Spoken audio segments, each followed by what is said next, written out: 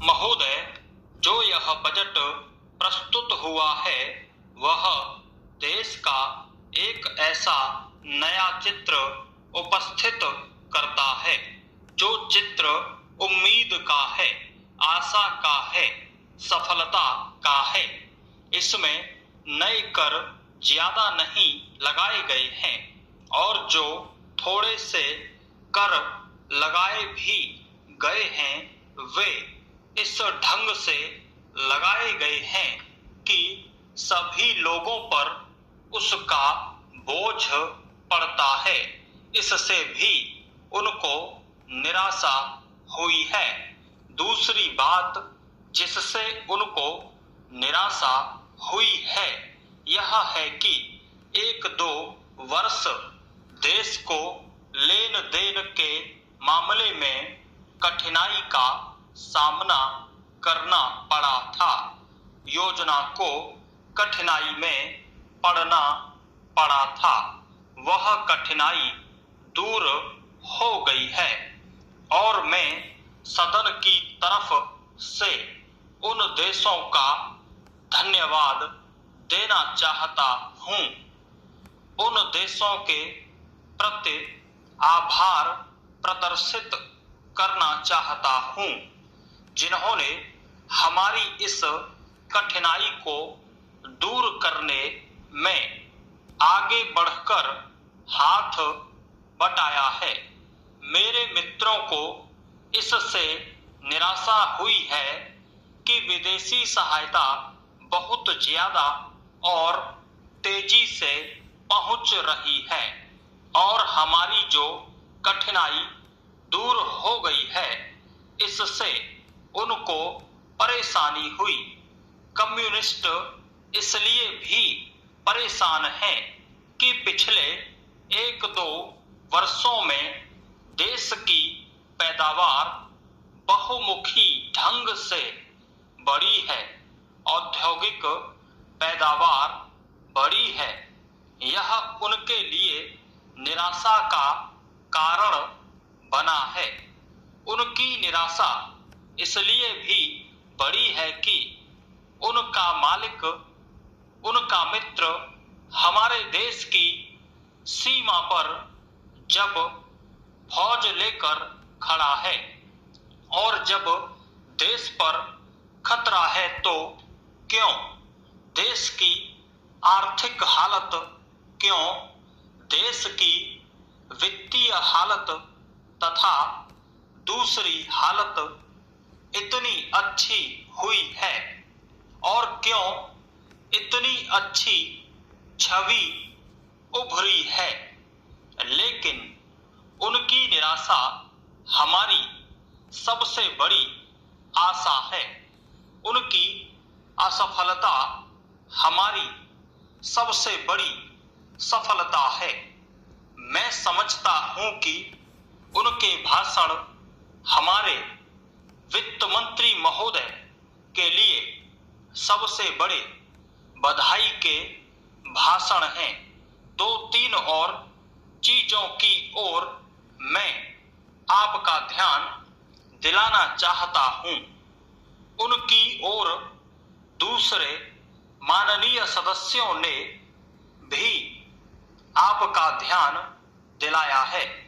हमारी सरकार का ध्यान भी उस ओर गया है, लेकिन मैं समझता हूं कि उन पर और अधिक ध्यान देने की आवश्यकता है। पहली बात तो यह है कि जब चीजों की पैदावार बढ़ रही है, जब देश उन्नति की तरफ जा रहा है, तब भी देश में कीमतें बढ़ रही हैं। पैराचेज महोदय, यह मानना कि उनको रोका नहीं जा सकता गलत है। इस महंगाई को रोकने के लिए कुछ विशेष कदम उठाने होंगे, कुछ विशेष काम करने होंगे। एक विशेष चीज जो इस बजट में आई है और जो घबराहट पैदा करने वाली है, यह है कि देश की पैदावार तो बढ़ रही है, देश का विकास तो हो रहा है, लेकिन इसके साथ ही साथ देश में बेकारी बढ़ रही है और खास तौर पर पढ़े लिखे लोगों की बेकारी बढ़ रही है। लोगों का बेकार होना खतरनाक चीज है। हमारी स्वतंत्रता के बाद शायद यह पहला अवसर है जब हमारी स्वतंत्रता के ऊपर एक आघात हुआ है और हम जिस प्रकार अपनी स्वतंत्रता की प्राप्ति के समय अपना सर्वस्व बलिदान करने के लिए तैयार थे, उसी प्रकार इस समय भी हमें तैयार होना होगा।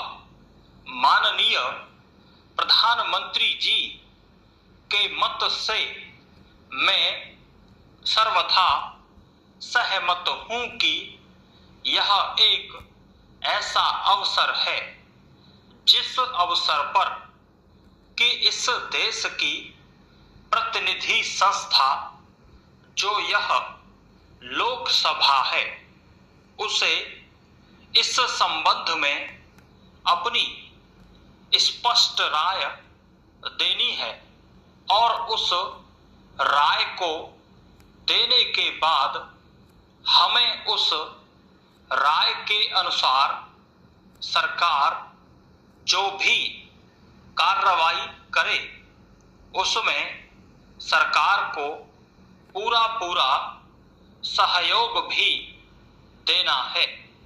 प्रजातंत्र में प्रजा के पूर्ण सहयोग के बिना काम नहीं चल सकता, चाहे वह कोई काम हो, छोटा काम हो या बड़ा काम हो। फिर यह तो हमारी स्वतंत्रता की रक्षा का प्रश्न है और ऐसे अवसर पर प्रजातंत्रवादी राष्ट्र को उसकी सारी प्रजा को सरकार के साथ सहयोग के लिए तैयार रहना चाहिए। पैराचेज, मैंने यह बात कई बार कही है और मैं फिर इसे दोहराना चाहता हूं कि अनेक ऐसी बातें हैं जिनमें कि भिन्न भिन्न राजनीतिक दलों के होते हुए भी सब राजनीतिक दल मिलजुल कर काम कर सकते हैं। यह एक ठीक इसी प्रकार का अवसर है। मैं अपने प्रधानमंत्री जी की वैदेशिक नीति का बड़ा भारी समर्थक रहा हूं और कल इस सदन में इस संबंध में जो बहस हुई उससे भी यह पूरा परिणाम निकाला जा सकता है कि जहां तक हमारी वैदेशिक नीति के सिद्धांतों का संबंध है, वहां तक इस सदन का कोई दल, इस सदन का कोई भी सदस्य उन सिद्धांतों के विरुद्ध नहीं है। कल मैंने बड़े ध्यान से अपने साम्यवादी दल के नेता का भाषण सुना। उन्होंने यह कहा कि मूल प्रश्न हमारी मूल नीति के समर्थन का है